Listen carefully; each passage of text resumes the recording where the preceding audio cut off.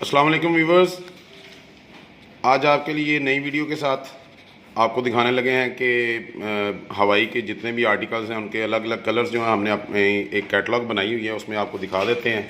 क्योंकि कुछ लोग बार बार फ़ोन करके व्हाट्सएप करके ये कलर्स मांगते हैं। ये उनके ऊपर नाम भी लिखे हैं, साथ में उनकी फ़ोटोज़ भी हैं, तो ये आप गौर से ज़रा देख लें।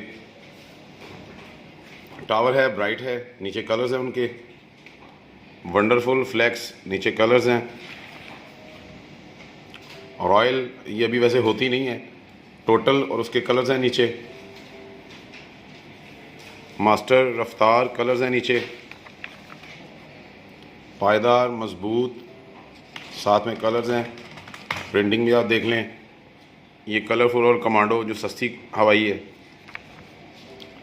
जान क्रीम सस्ती है, ये चाइना 915। इसमें दो ही कलर होते हैं, ब्लू और ग्रीन। कंवल और ये रहबर है, रहबर का एक कलर यहाँ पे मिस है, एक ब्लू कलर भी होता है, बल्कि दो मिस है, एक वॉयलेट भी होता है।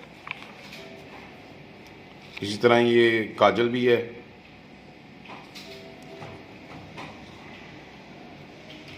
और ये संगम की शीट है जो ऑलरेडी लोग परचेज़ कर रहे हैं। तो ये चंद एक जो हैं आर्टिकल्स थे इसमें हवाई में।